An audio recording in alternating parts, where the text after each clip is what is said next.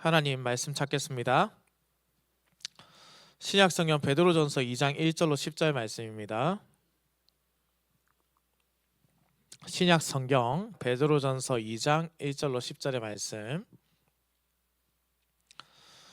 제가 봉독해 드립니다.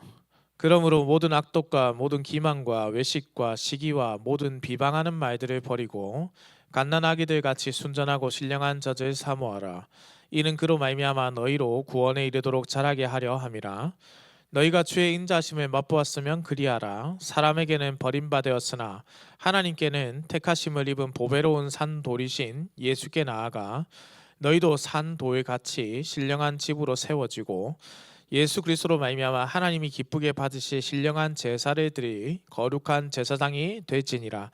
성경에 기록되었을 때 보라 내가 택한 보배로운 모퉁이 돌을 시온에 두노니 그를 믿는 자는 부끄러움을 당하지 아니하리라 하였으니 그러므로 믿는 너희에게는 보배이나 믿지 아니하는 자들에게는 건축자들이 버린 그 돌이 모퉁이의 머릿돌이 되고 또한 부딪히는 돌과 걸려 넘어지게 하는 바위가 되었다 하였느니라.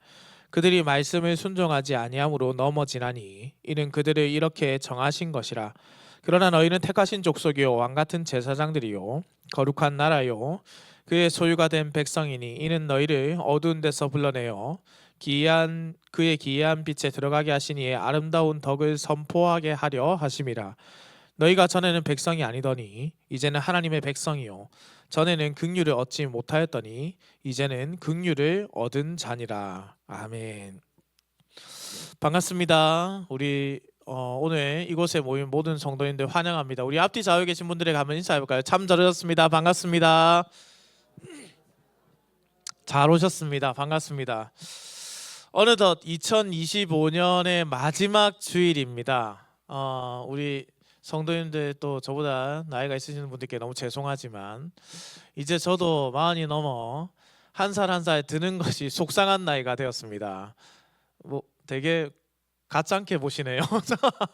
네, 어느 순간 이제 나이를 빨리 먹고 싶었던 적이 있었는데 이제는 뭔가 나이가 드는 것이 좀 속상해지기도 하고 그런 시기가 온 것 같아요. 그런데 제가 전에도 한번 설교로 말씀을 전했었는데요. 그때 제가 이런 말씀을 전했습니다. 하루하루 나이가 드는 것은 우리 주님 만날 날이 하루하루 더 가까워지는 것이다. 그래서 기쁘고 감사함으로 이 모든 것들을 또한 누릴 줄 알아야 한다라는 것이죠.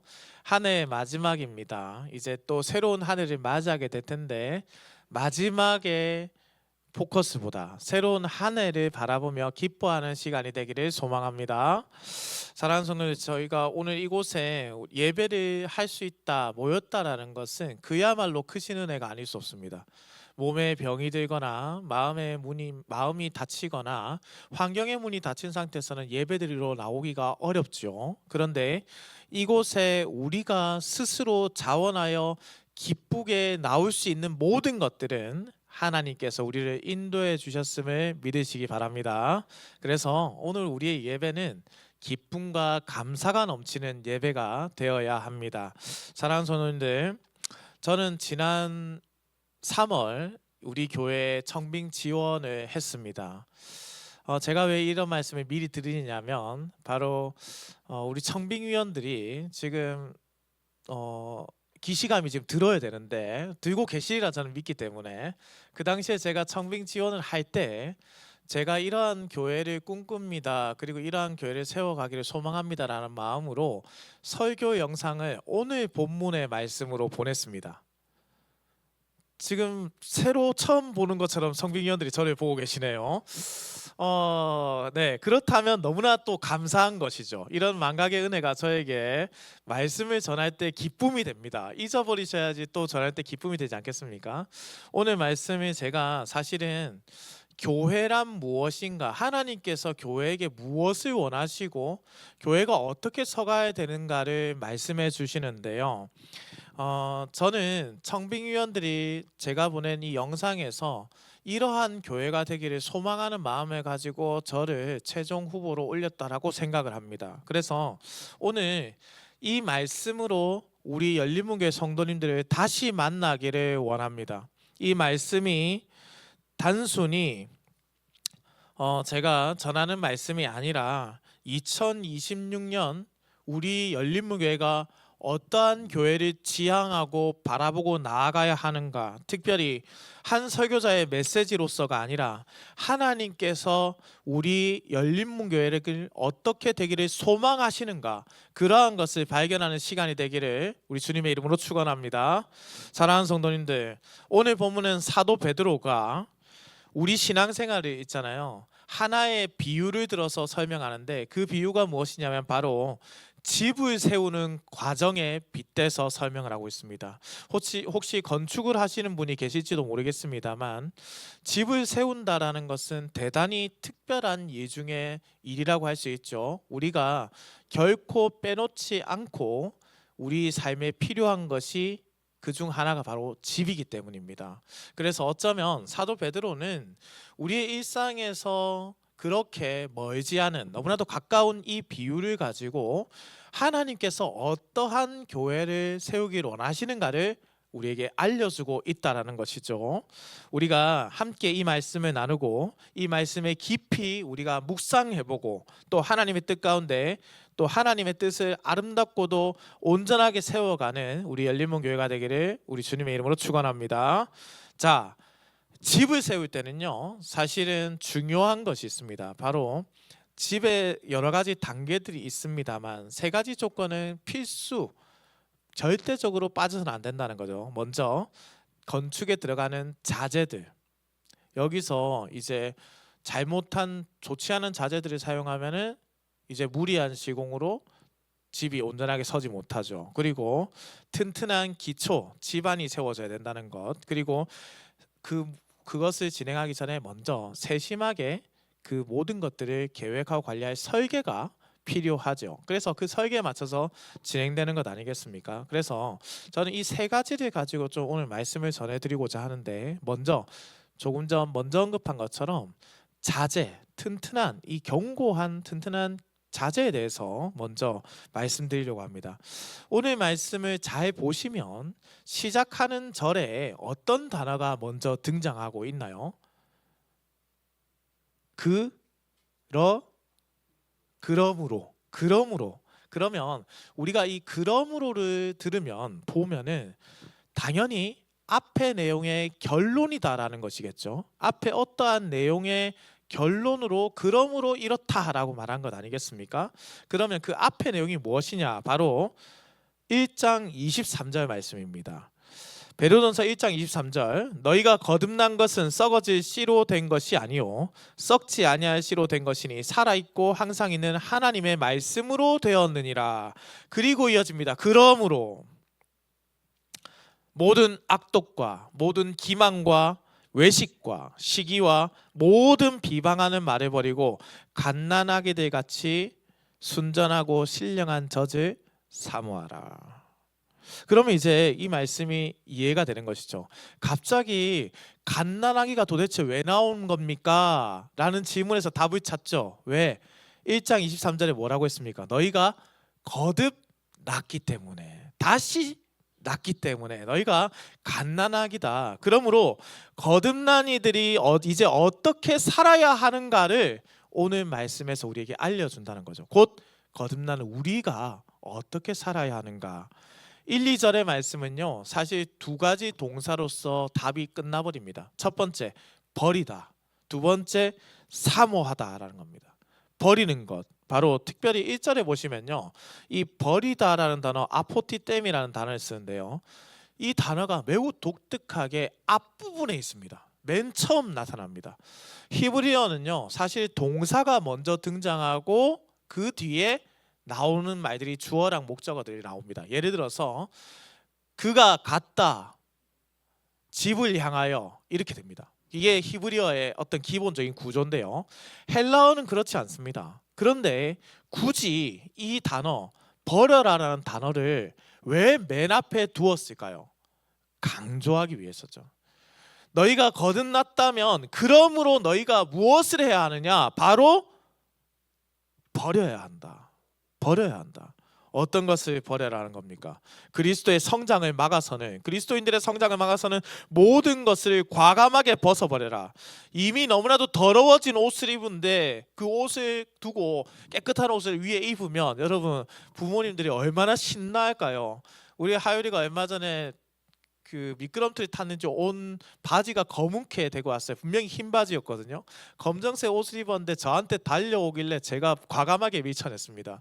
저 검은색 옷이 저의 흰색 와이셔츠에 묻게 되면은 제가 얼마나 또 집에 계신 분에게 혼이 나겠습니까? 그 여러 가지 생각들이 들면서 과감하게 밀쳐냈었는데요. 여러분, 더러운 옷을 입었는데 깨끗한 옷을 그 위에 걸칠 수 있겠습니까? 그렇게 할 수 있는 사람 여기 과연 누가 있겠습니까? 그렇지 않죠.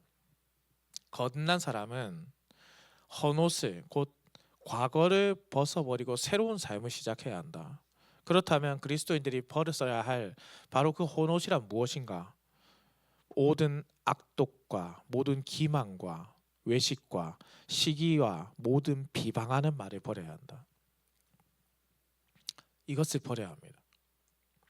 그리고 2절의 말씀을 보면 신앙의 성장을 촉진하는 것을 사모하라라고 또 권면합니다. 순전하고 신령한 것을 사모하라. 그러면 질문이 들죠. 도대체 순전하고 신령한 것이란 무엇입니까? 라는 거죠. 여기서 이 순전하다라는 단어가요, 헬라어 아돌론이라는 단어로 속이지 않고 썩기지 않은 것입니다. 잘 기억해 보시면 지난번에 제가 사도 바울에 대해서 설교할 때 우리는 다른 사람들과 같이 말씀을 혼탁하게 하지 아니하고 라는 그 단어를 말씀드렸죠. 그때 혼탁하다라는 것은요, 포도주나 또 여러 가지 곳에서 불순한 것들을 넣어서 그 정제되지 않은 것들을 말합니다. 그러니 여기서 말하는 순전하다라는 것은 아주 깨끗한, 그야말로 원래의 그것이라는 거겠죠. 대조적인 겁니다. 그리고 신령한이라는 단어는 무엇이냐? 바로 이 단어가 로기콘이라는 단어인데요. 우리가 신앙생활하면서 한 번쯤 들어본 단어가 있습니다. 뭐냐면 로고스라는 단어입니다. 로고스, 바로 말씀이라는 단어인데요. 이 로기콘이 바로 이 로고스라는 단어에서 왔습니다. 곧 말씀이라는 뜻입니다. 이 여기서 말하는 신령한이라는 것은, 그렇다면 도대체 순전하고 신령한 것은 무엇이길래 그것을 사모하라는 것인가? 많은 우리 분들이 이것을 오해하여서 순전하고 신령한 것이 은사다라고 생각하시는데 그렇지 않습니다. 여기서 말하고 있는 사도 베드로가 말하고자 하는 핵심은 순전하고 신령한 것이 바로 말씀이다라는 것을 강조합니다. 곧 말씀으로 사람이 거듭나고 계속해서 자라기 때문에 살아있는 하나님의 말씀을 사모하라. 모든 악독과 기만과 외식과 시기와 모든 비방하는 말을 버리고 오직 순전하고 신령한 말씀을 사모하라. 여러분, 언젠가 기억이 나실 분들이 계실지 모르겠지만 2008년에 사실 우리나라에 가장 충격적인 사건이 하나 있었습니다. 그건 무엇이냐면요, 바로 서울에 있는 숭례문이 불이 탄 사건이에요. 화재로 인해서 2층 누각 전체가 전소가 되어버렸습니다. 우리 이제 그것을 보면서 많은 분들이 울기도 하고요, 우리의 문화유산이 사라졌으니까요. 그런데 놀라운 것은 지금 이 숭례문이 복원돼 있다라는 것이죠. 그런데 이 복원에 들어가는 나무가 있지 않습니까? 매우 특별한 나무라는 것을 아시는지 모르겠습니다. 지금 숭례문이 복원되어 있지만은 많은 부분에 있어서 나무가 뒤틀어지고 문제가 생겨서 복원에 문제가 생겼다라고 지적을 하고 있습니다. 그 이유가 무엇이냐면 좋은 나무를 쓴다고 하더라도 나무를 황급히 시급히 사용하게 되어 건조하는 단계를 거치지 못하면 이 나무가 틀어진다라는 것이죠. 그래서 틀어져서 지금 갈라진 모습을 가지고 있는 곳이 몇 군데 있습니다. 우리 조상들의 지혜가 어마어마한 것이죠. 과거 왕의 관을 만들 때라든가 그리고 궁궐을 만들 때, 대대포를 세울 때 바로 사용했던 나무, 황장목이라고 합니다. 그것이 일제강점기를 거치면서 금강송이라는 이름으로 변경이 됐는데 황장목이 보다 우리나라 말에 가까운 뜻이라고 하더라고요. 황장목들은 바로 왕실이나 또 궁궐에서 특별히 관리했습니다. 지정하여서 황장목이 있는 튼튼한 소나무가 있는 곱게 솟은 소나무가 있는 곳은 지정하여서 벌목을 금지하였고 사람들의 출입을 언급했습니다. 곧 왕의 땅이었다라는 것이죠. 왕의 땅이었다. 그런데 지금도 그 숭례문 사건을 거치면서 마찬가지로 이 나무들을 관리하기 시작했습니다. 심지어 조금 전 말씀드린 바대로 너무 빨리 사용해서 나무가 틀어져 버렸다 했죠. 그래서 나무를 10년간 건조하는 시설까지 마련해 두었습니다. 왜냐하면 그렇게 특별히 관리해야지만 이러한 문제가 되었을 때 이것을 고칠 수 있고 온전하게 복원할 수 있기 때문이죠. 여러분, 이런 것을 뭐라고 하냐면 우리는 구별되었다라고 말합니다. 구별해서 나무를 특별히 관리하는 것, 구별된 것입니다. 문화재 나무가 구별되어서 관리되었듯이 우리는 또한 하나님의 말씀으로 구별되어 자라나야 됩니다. 영양분을 다르게 가져야 합니다. 악독과 기만과 외식과 시기와 비방하는 말로서 자라가는 것이 아니라 순전하고 신령한 하나님의 말씀으로 자라나야 한다는 뜻입니다. 그렇게 특별히 관리되어 자라난 자재들이 신령한 집을 세울 때 사용이 됩니다. 우리는 이들을 무엇이라고 말하냐면 구별된 사람들, 두 단어로 성도라고 합니다. 주께서 성별하여 구별하셨다. 바로 저와 여기 계신 우리 모두가 이렇게 특별히 구별되어 자라난 하나님의 자재들입니다. 이 자재들이 신령한 집을 세울 때 사용이 되는 것이죠. 사도 베드로는 시편 34편 8절 말씀을 인용해서 이들에게 이렇게 말합니다. 너희는 여호와의 선하심을 맛보아 알지어다. 그에게 피하는 자는 복이 있도다. 하나님의 선하심을 맛보아 알고 있는 사람들, 주의 말씀이 얼마나 달고 아름다운지 깨닫고 살아가는 사람들, 그 경험한 사람들이 바로 성도, 신자들이지요. 하나님의 사랑과 인자와 자비와 선하심이 충만한 부리심을 느낀 사람들, 곧 숭례문 복원나무가 잘 관리되어 있어서 바로 사용될 수 있었고 그렇게 복원될 수 있었던 것처럼 하나님의 말씀의 영양분을 먹고 자라난 사람들, 그 거듭난 우리들은 신령한 하나님의 집을 세우는 가장 좋은 제목이 된다라는 겁니다. 그리고 필요할 때 바로 우리들이 그 무너지고 불에 탄 곳을 다시 세우는 하나님 나라의 제목으로 서 있다. 사랑하는 열린문교회 성도님들, 구원의 기쁨을 경험한 우리가 왜 자꾸 악독과 기만과 외식과 시기와 비방하는 말들을 하며 자라려고 하십니까? 하나님의 말씀으로 자라야 합니다. 너무나도 존경하는 우리 박영동 교수님이 이런 말씀하셨어요. 갓난아기가 젖을, 어머니의 젖을 맛보고 나면 그 젖을 정말로 열렬히 사모하고 젖을 제때 먹지 못하면 자지러지게 옵니다. 자지러지게. 신앙생활에도 이러한 미각이 정말로 중요합니다. 하나님의 맛을 아는 미각도 하나님의 진귀한 선물이고 새 창조의 산물입니다. 돈과 권력의 맛을 아는 사람들이 돈과 권력을 쫓아 살아가듯이 하나님의 맛을 아는 사람들은 하나님의 임재와 통치를 그 무엇보다 갈망하며 살아가는 사람들입니다. 바로 이런 사람들이 우리들입니다. 특별히 오늘 말씀은요, 이 말씀을 지속적으로 먹으라는 거예요. 단 한순간 너희가 먹어서 됐다, 이제 그만 먹어도 된다, 이게 아니라 지속적으로 독한 것들, 안 좋은 것들, 시기하는 말들 다 버려버리고 지속적으로 하나님의 말씀을 계속해서 먹으라. 신령한 집으로 세워지기 위해서. 그러니 성도님들, 하나님의 말씀을 하루에 단 10분이라도, 아니 5분이라도 가까이 하며 먹으시기를 바랍니다. 주의 말씀을 먹으십시오. 갓난아기들 같이 신령한 주의 젖을 사모하는 마음을 가지시기 바랍니다. 말씀으로 자라지 않으면 우리가 하나님의 집을 세우는데 온전하게 사용되지 못합니다. 그러면 어떻게 되냐면요, 10분 동안 건조하지 못해서 그 나무가 뒤틀려져 복원에 문제가 생긴 것처럼 우리 교회가 문제가 생겨지게 되는 거예요. 말씀을 먹으십시오. 순전하게 잘하시기 바랍니다. 하나님의 집을 세우는데 사용되는 아름다운 제목으로 서기를 소망합니다. 그러니 우리가 더욱더 하나님의 말씀을 사모하고 하나님의 신령한 자제로 굳건하게 서가기를 우리 주님의 이름으로 축원합니다. 사랑하는 성도님들, 제가 건축과를 나왔습니다. 근데 나오지는 못했고요. 제가 놀랍게도 대학교를 4번 자퇴했습니다. 저 같은 자녀를 키우지 않는 부모가 되기를 소망합니다. 대학교를 4번 자퇴했는데 그 중에 첫 번째 자퇴한 곳이 바로 건축과였습니다. 저는 아버지가 건축을 해서 제가 건축을 참 잘할 거라 생각을 했던 거죠. 근데 제가 건축과를 지원했던 이유가 있습니다. 그게 뭐냐면 바로 이 한옥 때문입니다.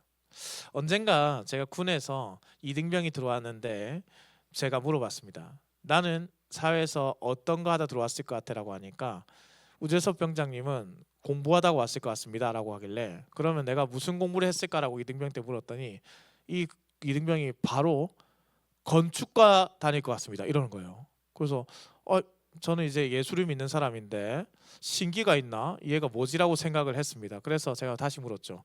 너 어떻게 알았어? 어떻게 알고 말한 거야? 라고 했더니 이 친구가 저에게 이렇게 기분 나쁘게 말합니다.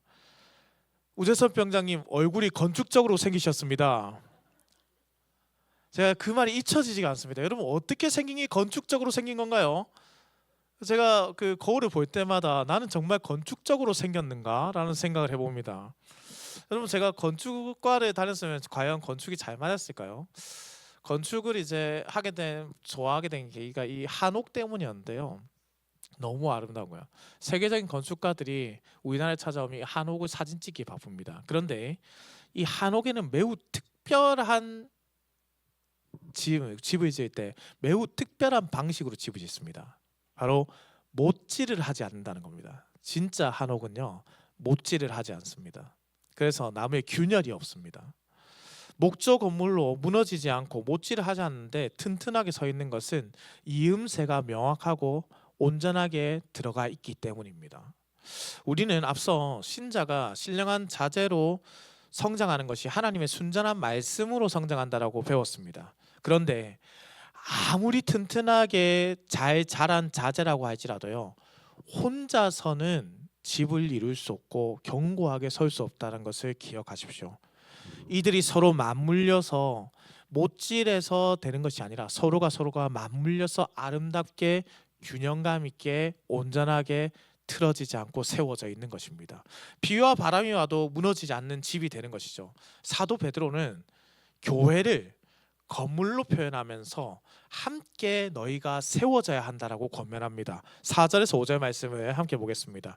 사람에게는 버림바가 되었으나 하나님께는 택하심을 입은 보배로운 산돌이신 예수께 나아가 너희도 산돌같이 신령한 집으로 세워지고 예수 그리스도로 말미암아 하나님이 기쁘게 받으실 신령한 제사를 드릴 거룩한 제사장이 될지니라.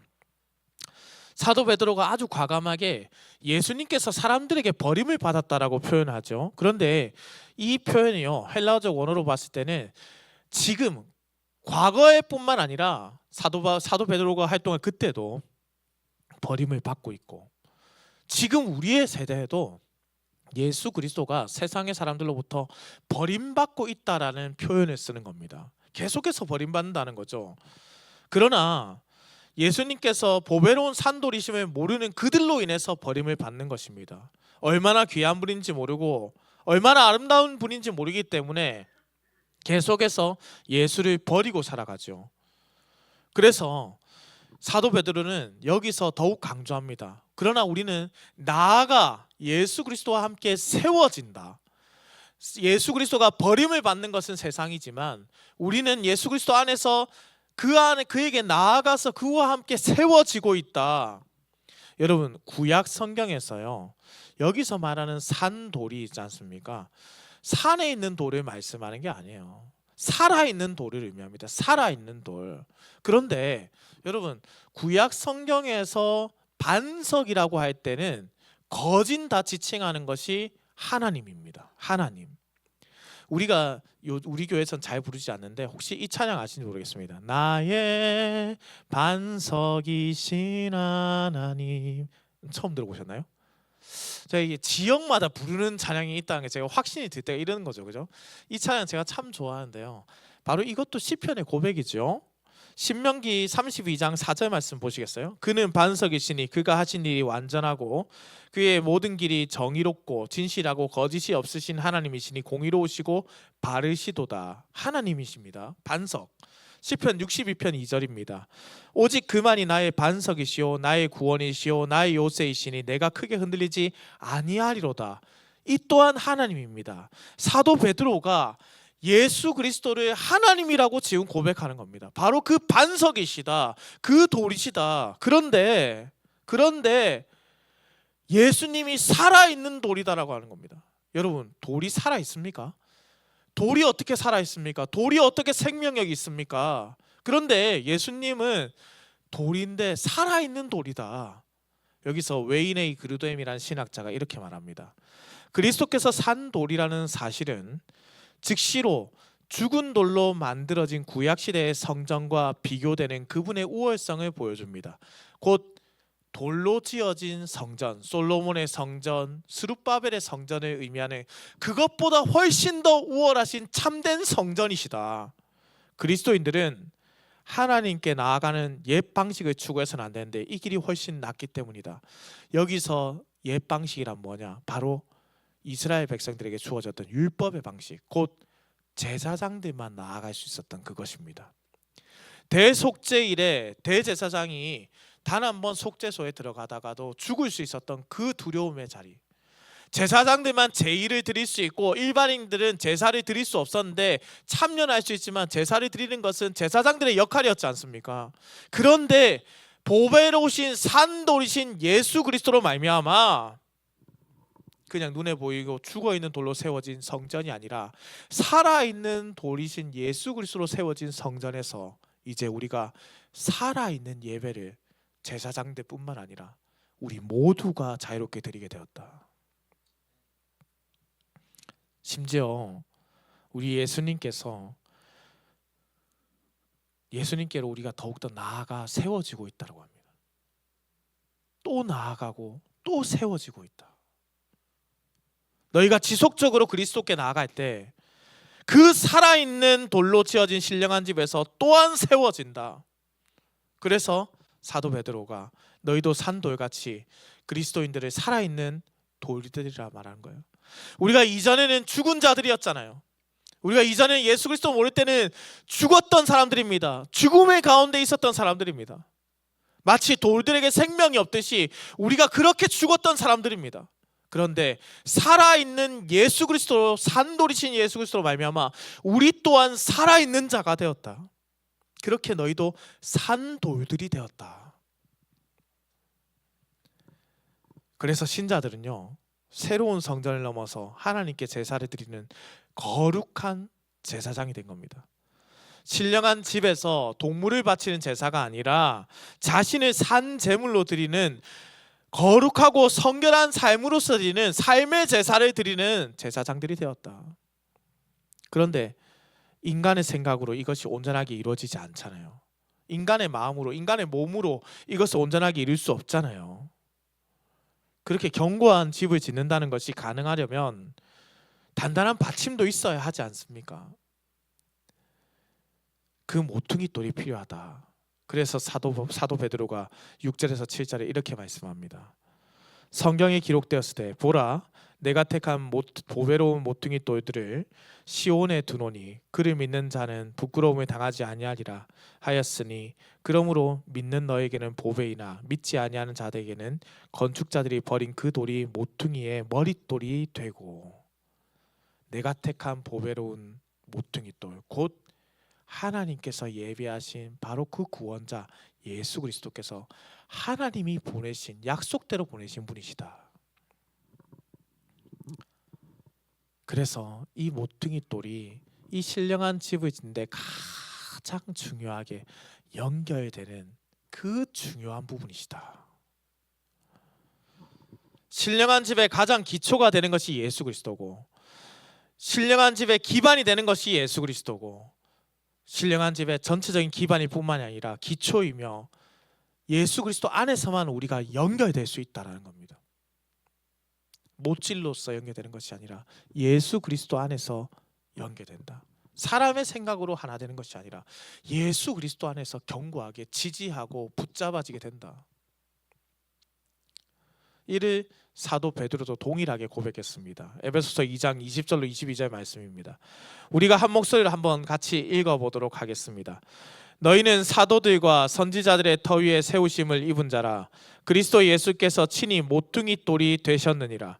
그의 안에서 건물마다 서로 연결하여 주 안에서 성전이 되어가고 너희도 성령 안에서 하나님이 거하실 처소가 되기 위하여 그리스도 예수 안에서 함께 지어져 가느니라. 아멘. 사랑하는 성도님들, 솔로몬의 성전이 얼마나 아름다웠습니까? 휘황찬란했습니다. 금이며 옥이며 다 갔다 오고 백향목으로 정말 아름답게 지어진 곳이 솔로몬의 성전이었습니다. 그 솔로몬의 성전을 보고 난 뒤에 포로오기 스룹바벨 성전을 본 자들이 엉엉 울었습니다. 그런데 스룹바벨 성전만 본 세대는요, 하나님의 성전을 보고 기뻐 찬양했습니다. 눈물과 곡하는 소리와 찬양이 함께 뒤섞인 곳, 바로 그곳이었습니다. 제가 신학대학원 시험을 칠 때요, 여러분 신학대학원 입학시험이 예전에는 정원수가 항상 넘었기 때문에 어려웠습니다. 성경 시험을 치고 영어 시험도 치는데요, 이 시험을 치는 데 있지 않습니까? 그 다음날 합격자들이 기숙사 1층에 이름이 붙어 있습니다. 거기에 이제 아침에 돼서 9시에 내려가잖아요. 그러면 거기가 솔로몬의 성전을 본 사람들의 모습과 보지 못하는 사람들의 모습이 공존합니다. 우는 자들과 웃는 자들이 함께 있는, 이곳이 정말로 스룹바벨 성전을 본 자들의 모습이구나. 저는 붙었지만, 여러분 우리가 솔로몬의 성전이 얼마나 화려했는지를 말하지만요, 사실 그것보다 아름다운 것이 바로 예수 그리스도로 지어진 우리들입니다. 비교할 수 없는 아름다움이죠. 하나님의 새로운 성전은 그 무엇과도 비교할 수 없는 아름답고도 신령한 집입니다. 사랑하는 열린문교회 성도님들, 지속적으로 그리스도께로, 예배 저서로, 찬양 가운데로, 기도의 자리로 계속 나오면서 세워지시기를 소망합니다. 견고하게, 바로 그때 견고하게 우리가 신령한 집으로 주 안에서 접착되어서 붙어져서 끼워져서 더욱더 튼튼하게 견고하게 서가는 것입니다. 교회는 우리가 완성하는 건물이 아닙니다. 그리스도 안에서 계속 지어져 가고 있는 하나님의 역사의 산물이 교회인 것입니다.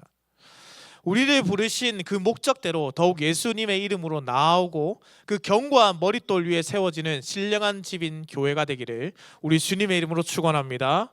자, 9절 말씀을 마지막으로 함께 보겠습니다. 그러나 너희는 택하신 족속이요 왕같은 제사장들이요 거룩한 나라요 그의 소유가 된 백성이니 이는 너희를 어두운 데서 불러내어 그의 기이한 빛에 들어가게 하시니 아름다운 덕을 선포하게 하려 하심이라. 잘 보십시오. 여기서 너는이라고 했습니까? 너희는이라고 했습니까? 너희는이죠. 그러니 성도 개개인보다 여기서 말씀하는 것은 바로 공동체인 교회를 말씀하고 있다는 것을 먼저 이해해야 합니다. 집을 지을 때 설계를 하잖아요. 여기는 안방으로 지을 거야, 여기는 작은 방 할 거야, 여기는 서재 할 거야, 여기는 거실이고 여기는 주방이야. 이런 설계가 제대로 되지 않으면요, 어떤 문제가 발생하냐면 누수가 생기기도 하고 또 건물이 온전하게 그 터전을 사용하지 못하기도 합니다. 제가 1부 때도 예화를 들었었는데, 제가 이전에 살던 집이 그랬습니다. 화장실이 있는데요, H빔이라고 이렇게 툭 튀어나와 있는 곳이 전체 기둥에 건물에 지지하는 힘을 줍니다. 그런데 화장실에 H빔이 들어와 있어요. 어떻게 돼 있냐면 화장실 변기 앞에 H빔이 있어서 화장실 변기에 앉기가 너무나도 고통 가운데 있습니다. 그러면 저만 힘든 거예요. 왜냐하면 키 큰 사람만 거기 힘든 거예요. 그럼 제가 이렇게 말하면, 목사님 키 큰데 뭔 불평과 불만이 많으십니까? 라고 말씀하신 권사님이 한 분 계셨습니다. 어릴 때부터 키가 작으셨거든요. 제가 참다 권사님께 이렇게 말씀합니다. 권사님은 커봤습니까? 저는 날 때부터 183입니까? 저는 작아도 보고 커도 봤습니다. 저는 작았을 때도 있었고 컸을 때도 있는 겁니다. 여러분 키 크다고 다 좋은 건 아닙니다. 뭐 아주 불만이 많으시네요. 뭐 좋은 부분도 없지 않아 많이 있는데 사실 불편한 것도 있습니다. 바로 이런 그 건축에 있어서 뭔가 잘못됐을 때, 틀어진 것이 있을 때 공간을 온전하게 누리지 못하죠. 터전이 중요합니다. 제가 이전 교회에서 비전 트립을 가는데요. 아버지가 딸을 진짜 사랑했나 봐요. 저희가 묵었던 호텔을 아버지가 딸에게 선물로 줬대요. 왜 나는 그런 아버지가 없지, 이런 눈빛들이네요. 그런데 그 아버지가 돈이 정말 많은데 한 가지, 이 딸을 너무 사랑해서 홍콩에서 가장 높은 빌딩을 지어서 그 건물을 지어서 그것을 선물로 주고 싶었대요. 그런데 그 호텔은 그렇게 높지가 않은 겁니다. 뭐지? 건축을 하다가 돈이 좀 모자랐는 건가? 라고 생각했는데 그게 아니라 높이 지을 수 없는 부지를 선택했어요. 바로 공항 근처에 호텔을 지은 겁니다. 공항 근처에는 건물을 높이 지을 수 없습니다. 여러분, 부지의 선정부터 설계까지 모든 것이 온전하게 진행되지 않으면 건물을 효율성 있게 사용하지 못합니다. 이런 점에서 교회라는 곳을 지으신 분이 하나님이라는 것이 얼마나 놀랍고 아름다운 것인지요. 처음부터 끝까지 하나님의 섭리 아래서 하나님의 교회로 세워졌다는 겁니다. 첫 번째 대지에서 제가 말씀드린 바처럼 좋은 나무를 키우기 위해 한정되어 있는 지역에서 관리를 받아서 아름답게 관리받은 나무들이 문화재를 복원한 것처럼, 아니 그것보다 사실 그 어떤 것과도 비교할 수 없을 만큼 하나님의 철저한 관리와 관심과 사랑과 양육으로 우리를 준비하셔서 하나님께서 교회로 세우시고 목적에 따라 사용하시는 겁니다. 신령한 집인 교회의 각 자리마다 우리를 각자 아름답게 세워 가시는 겁니다. 조금의 의심도 할 수 없는 너무나도 완벽한 설계, 그 아래에서 우리는 하나님의 신령한 집으로 더욱더 든든하게 세워져 가는 것입니다. 그리고 이렇게 교회로 세워지면 단순히 우리만 즐겁기 위해서가 아니라는 거예요. 우리만 즐겁기 위해서 그렇다면 하나님께서 이 땅에 오실 이유도 없으셨죠. 그저 하나님 한 분 행복하게 사시면 그만이니까요. 그런데 그게 아니라 죽어가는 자들을 외면하지 않으시고 찾아오셨습니다. 이는 너희를 어두운 데서 불러내어 그의 기이한 빛에 들어가게 하시니 아름다운 덕을 선포하게 하려 하심이라. 하나님께서 부르셔서 우리가 불신과 무지로부터 벗어나게 하시고 아름답게 세우신 것은요, 우리가 다른 사람들에게 복음을 전파해서 그들 또한 아름답고도 신령한 집으로 세워지기를 원하신다라는 겁니다. 그래서 C.S. 루이스가 순전한 기독교에서 이렇게 말했습니다. 교회는 세상의 빛을 비추는 등대와도 같습니다. 교회를 통해서 세상은 하나님의 사랑을 보게 되고 그 빛을 따라 하나님의 나라 안으로 들어오게 됩니다. 이것이 우리가 지금 이곳에 있는 은혜이고 우리가 또한 지속적으로 세워나가야 할, 감당해야 할 사명입니다. 그래서 교회의 사명은 교회를 설계하신 하나님의 은혜 안에서 시작되는 겁니다. 그리고 신령한 집인 교회의 구조적인 역할 또한 하나님의 뜻 안에서 이루어져야 합니다. 영혼 구원하는 것, 그것이 교회가 반드시 해야 할 구조적 역할입니다. 사랑하는 열린문교회 성도님들, 우리는 예수 그리스도의 몸된 교회로 부름을 받아서 지금도 함께 세워지고 있습니다. 특별히 종교개혁자 칼빈은 교회를 두고 기독교 강요에서 신자들의 어머니라는 표현을 사용했는데요. 왜냐하면 이 어머니가 자기 몸에서 우리를 잉태함이 없었다면, 낳음이 없었다면, 자기 품에서 양육함이 없었다면, 돌봄이 없었다면 그 무엇으로도 우리에게는 생명에 이를 길이 없기 때문이고 교회의 슬라에서 멀어지면 아무 죄사함과 구원도 소망할 수 없기 때문이라고 했습니다. 여러분, 교회는 신자들의 어머니입니다. 신자들의 품에 안고요, 어머니의 젖에서 이것을 먹이면서 자라게 하는 거예요. 자라게 하는 겁니다. 말씀으로, 주님의 성례로. 우리는 예수 그리스도의 모퉁이 돌 위에 신령한 집으로 세워진 존재들이죠. 우리의 삶의 기초가 되시는 예수 그리스도께 붙어 있을 때 굳게 설 수 있을 뿐만 아니라 그 어떤 폭풍이 와도 흔들리지 않는 견고한 집이 될 수 있는 겁니다. 그러나 혼자 서는 것이 아니라 그리스도와 연합하여 우리 모두가 함께 서야 한다라는 것이죠. 지키시는 아버지 하나님의 은혜와 신자의 어머니인 교회의 은혜가 우리에게 있기 때문입니다. 사랑하는 성도님들, 주께서 우리를 신령한 집으로 세워가고 있음을 믿으시기 바랍니다. 견고한 자세로 서기 위해서 갓난아기가 젖을 사모하듯이 말씀의 젖을 먹기를 사모하십시오. 묵상하고 그것을 삶에 적용하십시오. 보배로운 산돌이신 예수 그리스도를 기초 삼아 그 위에 굳건하게 서십시오. 그리고 택하신 족속, 왕같은 제사장, 거룩한 나라, 그의 소유가 된 백성들이라는 그 소명대로 어두움 가운데 있는 자들을 예수 그리스도라는 모퉁이 돌 위에 세워진 신령한 집인 교회로 초대하시기를 소망합니다. 이 일을 위해서 사랑하는 성도님들, 하나님의 설계 안에 우리가 한 교회로 부름을 받았습니다. 세워지고 있습니다. 저는 2026년 성도님들과 함께 행복한 교회를 세워가기를 소망합니다. 한 명으로 세워지는 교회는 없습니다. 목사 한 명으로 세워지는 교회는 없다라는 뜻입니다. 당회원들만 가지고 세워지는 교회도 없습니다. 하나님께서 우리 모두를 신령한 집으로 세우기 위해 부르셨습니다. 그것을 기억하면서 견고하게 우리 열린문교회를 함께 세워가기를 소망합니다. 그러니 함께 성도님들 사역해 주십시오. 오늘 오후 기도회, 오후 예배 때 함께 2026년 교회를 세워가는 그 시작점에 참여해 주시기 바랍니다. 가지 마시고 2026년 우리 교회가 어떠한 것을 목표하고 지향하고 바라고 소망하고 어떠한 곳에서 하나님의 부르심이 있는지 함께 고백하고 기도하는 시간을 가져주시기 바랍니다. 혼자 세워가게 내버려 두지 마시고 함께 견고하게 세워주십시오. 이 부르심은 단순히 여러분의 헌신을 요구하기 전에 먼저 하나님의 은혜 안에 머물러 있으라는 부르심입니다. 신자의 어머니인 교회에 머물러 있으라. 함께 지어져가는 교회가 됩시다. 주님의 교회 안에서 더욱 견고하게 자라고 하나님의 영광을 나타내는 신령한 집으로 세워지고 부르신 대로 그 사명을 다하는 우리 열린문교회 성도님 되시기를 우리 주님의 이름으로 축원합니다. 이 시간 우리가 말씀을 기억하면서 우리가 하나로 세워지고 있습니다. 주 안에 우리는 하나입니다. 모습은 다 다를지라도 주님을 바라고 사랑과 선행으로 주님이 말씀하신 신령한 말씀으로 세워지고 있습니다. 이러한 마음을 가지고 말씀을 기억하며 함께 찬양하겠습니다.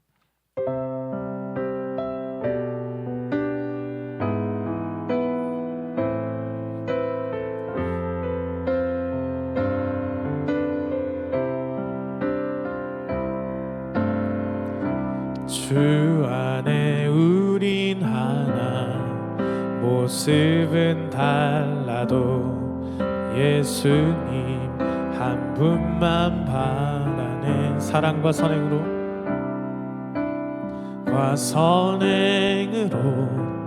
서로를 격려해 따스함으로 보듬어 가리. 주님 우리 안에 함께 하시니 형제 자매의 기쁨과 슬픔 느끼네. 내 안에 있는 주님 모습 보네. 그분 기뻐하시네.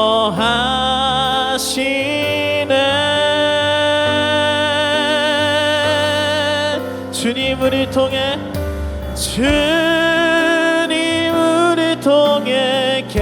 계획하시니 부족한 입술로 찬양하게 하시니. 주님을 통해 계획하시니 너를 통해 하실 일 기대해. 다시 한번 고백하겠습니다. 주 안에 우린 하나, 주 안에 우린 하나, 모습은 달라도 예수님 한 분만 바라네. 사랑과 선행으로 사랑과 선행으로 서로를 격려해 따스함으로 보듬어 가리. 주님 우리 안에 함께 하시니 형제 자매의 기쁨과 슬픔 느끼는 내 안에 있는 주님 모습 보내 그분 기뻐하시네.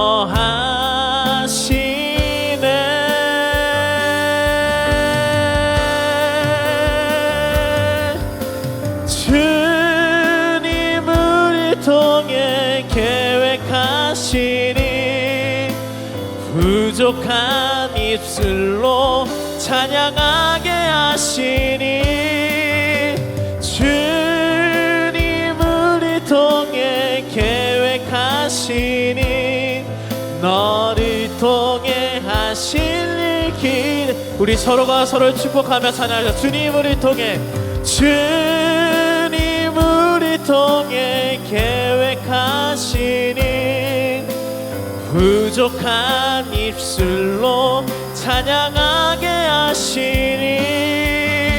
주님 우리 통해 계획하시니 너를 통해 하실 일 기대해. 주님 우리 통해 계획하신, 주님 우리 통해 계획하시니 부족한 입술로 찬양하게 하시니.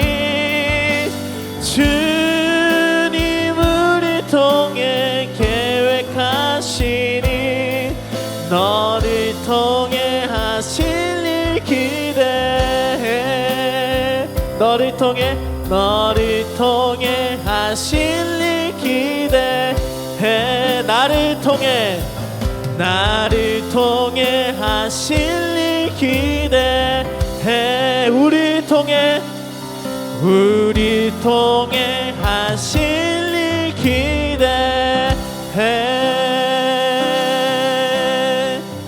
사랑하는 성도님들, 이 시간 2026년 우리를 통해서 행하실 하나님을 기대하며 기도하는 시간을 가지기 원합니다. 신령한 집으로 세워지고 세워져가고 계신 성도님들, 우리를 주께서 견고하고도 튼튼하게 따로 구별하여 자라게 하셨습니다. 그러니 모든 악독과 기만과 시기와 비방하는 말들, 그런 것들로부터 벗어나서 이제 신령한 주의 말씀을 사모함으로 살아가기를 소망하며 성령의 도우심을 구하시기 바랍니다. 주님, 주의 말씀으로 부어주옵소서. 주님의 말씀을 갈급해하는 자들 되게 하여 주옵소서. 매주의 말씀 강단에서 주님의 말씀을 믿음으로 먹는 자들 되게 하여 주시고, 매일 하루라도 주님의 말씀을 가까이 하는, 단 5분만이라도 주님의 말씀을 붙잡는 인생 되게 하여 주옵소서. 간절히 바라기는 우리 교회는 함께 세워지는 교회입니다. 주님께서 이 교회를 세우실 때 우리를 부르시고 설계하신 그 목적대로 우리가 쓰임받게 하여 주옵소서. 함께 견고하게 예수 그리스도 안에서 이가 맞물리고 그 모퉁이 돌 위에 우리가 견고하게 세워질 수 있도록 서로가 서로에게 위로와 힘이 되어주는 교회가 되게 하여 주옵소서. 이 일을 위해서 주님의 말씀으로 그 사명 감당할 수 있는 마음뿐만 아니라, 마음은 원이지만 환경의 문 때문에 사역하지 못하시는 분들, 환경의 문도 주께서 열어 주옵소서. 하나님께서 하시면 그분의 설계 안에서 우리가 못할 것이 없음을 믿음으로 고백하면서 주님, 우리가 함께 교회를 세울 수 있도록 인도하여 주옵소서. 우리란 마음을 가지고 함께 기도하며 나아가겠습니다. 기도합니다.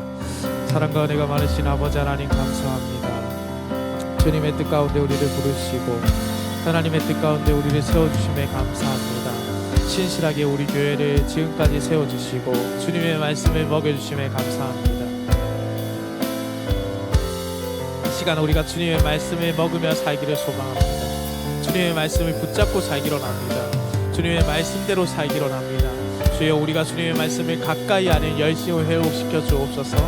은혜의 말씀을 가까이 하면서 신령한 그 젖을 사모하며 살아갈 수 있도록 아버지 하나님, 우리가 말씀 위에서 굳건히 설 수 있도록 아버지 하나님, 매일 단 5분만이라도 주님의 말씀을 읽고 주님의 말씀을 묵상하고 주님의 말씀을 쏟아내며 삶으로서 변화되는 참된 아버지 하나님 예배드리며 살아갈 수 있도록 인도하여 주옵소서. 주께서 우리를 견고하게 또한 지켜주시고 구별하셨을 뿐만 아니라 우리가 서로에게 기대고 서로에게 견고하게 붙잡혀져서 주님의 교회를 세워가며 믿음으로 고백합니다. 아버지 하나님, 우리 교회가 그렇게 세워질 수 있도록 아버지 하나님 인도하여 주옵소서. 단 한 명의 노력으로 교회가 세워지지 않는 것을 고백합니다. 주께서 원하시는 자들, 주께서 부르신 자들, 주께서 견고한 자제들로 세우신 자들을 통하여서 우리의 교회를 세워주시고 우리의 교회가 더욱더 든든하게 서갈 수 있도록 아버지 하나님, 주님의 목회 안에서, 주님의 뜻 안에서, 주님의 바람 안에서 주님의 나라를 확장할 수 있는 그러한 역할을 감당할 수 있도록 주님 인도하여 주시옵소서. 아버지 하나님, 이 일을 위해서 수고할 모든 자들에게 주의 복을 더해 주시고, 특별히 아버지 하나님, 마음은 원하지만 환경의 문제로 섬기지 못하는 자들이 있습니까? 그들의 환경의 문을 열어주시고, 아버지 하나님, 내가 무엇을 할 수 있을까 고민이 되는 자들이 있습니까? 주께서 부르신 자리에 흔들림 없이 설 수 있도록 견고하고도 담대한 믿음을 주여 허락하여 주옵소서.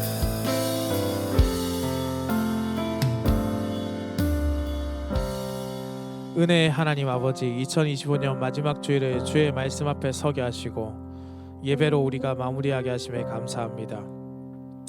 올 한 해 동안 우리의 삶과 교회를 돌아볼 때 여기까지 우리가 올 수 있었던 것은 오직 우리의 힘이나 열심이 아니라 주님의 은혜였음을 고백합니다.